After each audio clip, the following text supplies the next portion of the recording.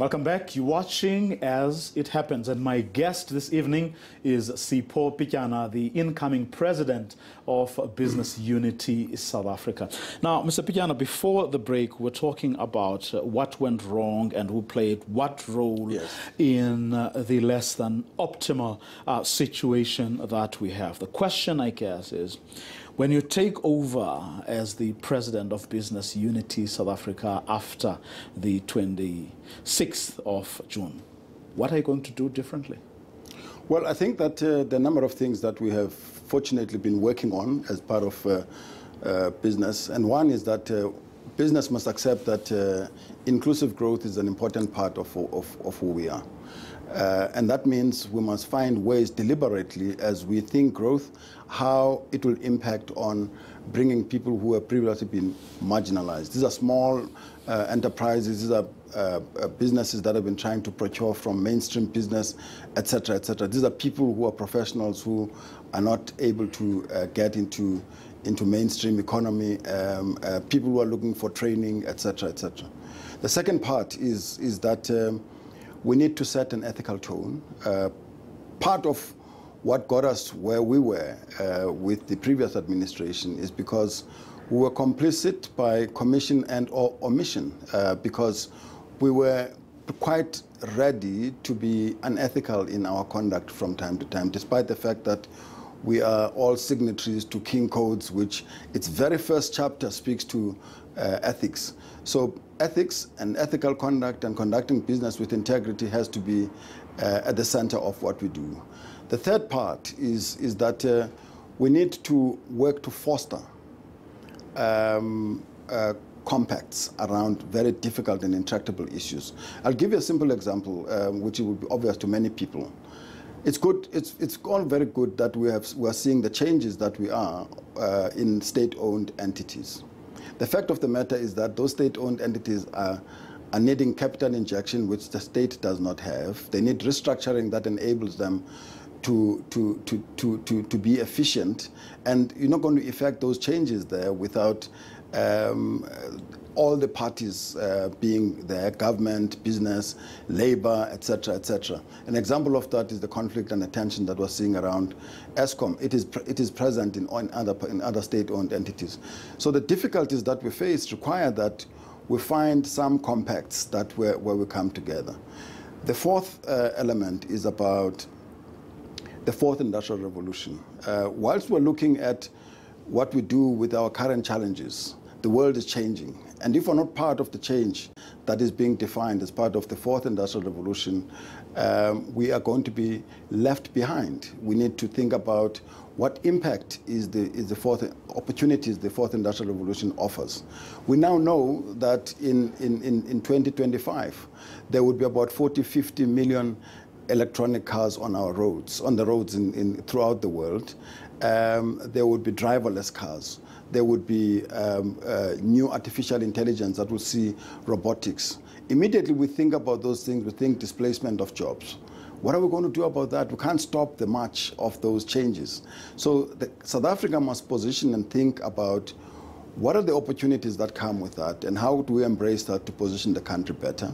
And what do we need to do to mitigate the potentially negative social impacts that might come with that, displacement of jobs, changing nature of family relations, etc., etc. But what you said, someone say, well, I hear it. Very interesting, but easier said than done. Because if you want to enter into some kind of a compact with underpaid, overworked workers, they are not going to be keen to enter into any form of pact with you.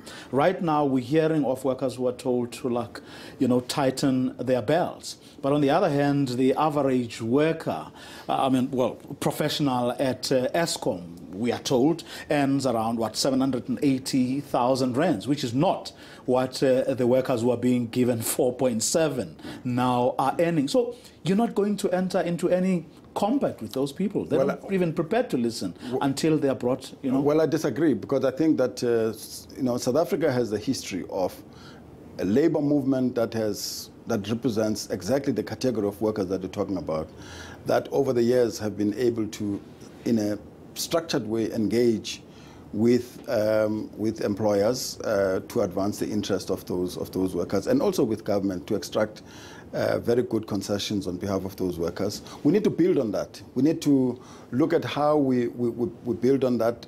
In fact, trade unions are amongst the best skilled in negotiations and get the best benefits for their representatives. And they're clear about what the future of the economy should look like. We need to hear them out. We need to engage. We need to talk to government and see where we take those discussions. But should business also not be listening? I mean, we're told year in and year out that business is sitting on trillions of rands, that it is not reinvesting, you know, in the economy. Well, part of the conversation is, why is business sitting on those large sums of money and not investing? What are we missing? Because nobody wants to have dormant capital that is not earning anything. So business, if it sits on capital, it is sitting on capital that is looking for opportunities. So we need to get to an answer that says, what are those opportunities? Where do we apply that capital?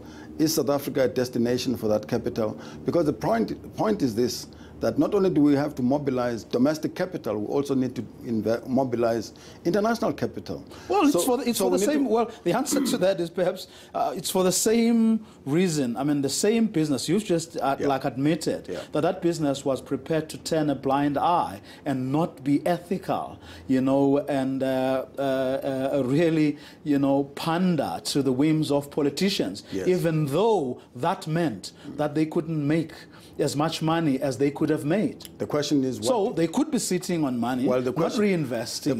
The question, even though they know the consequences. No. The question is, what do you then do now with a business that understands that the lessons of having done that in the past have been negative? Playing safe is not an option. So when there's an unethical behavior, you don't form part of that. You opt out, and you form different alliances to create a different society which is characterized by trustworthiness amongst partners, and where we can have a firm and clear conversation about what are we going to do together to make South Africa an obvious destination for the kind of capital that you say business is sitting on, to be invested in South Africa instead of looking for an alternative destination. Not only that, what we have here, but what we can attract from other parts of the world. I mean, we in the mining industry, in my own company, over 70% of our investment comes from outside of South Africa. So it says something about the attractiveness of South African enterprise that we are, and it says something about the potential to attract investments in other sectors of the economy. You had one such conversation at the weekend. You are part of that Drakensberg initiative that was led by former President former Deputy President Kgalema Motlanthe. How were the conversations like? Were they, in fact, the sorts of conversations that you know, you believe will take the country forward? They are. I mean, one of the most striking things about that meeting and conference was the presence of young people and the innovative ideas that they have, which make an incredible amount of sense. We think about high levels of youth unemployment. We're trying to work out what we do to employ young people. And there we had young people who had incredible ideas of what it would take to create opportunities for young people in the economy, where the blockages are and all of that. Pity, they were not in leadership positions to drive the conversation in a way that I thought would have benefited us even more. But it was good to hear them. The second thing is that a lot of the issues that were raised there, in many ways, are things that we know what we need to do to fix this country.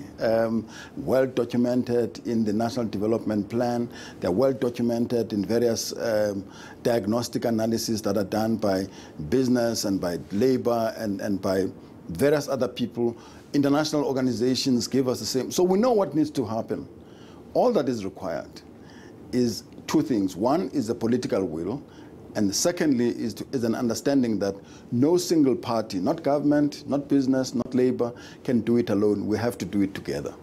Is there such a realization among all the stakeholders? Well, I wonder sometimes because I think that we think in different places. We need to assert an agenda. We need to draw from the compacts that we have created in the past period and gain confidence that we can do the same in charting a way forward. Mr. Pityana, that's where we're going to leave it. Thank you very much for joining us this evening, and best of luck in your new role. And that brings us to the end of tonight's edition of As It Happens. My name is Vuyo Mvoko. Have a good night.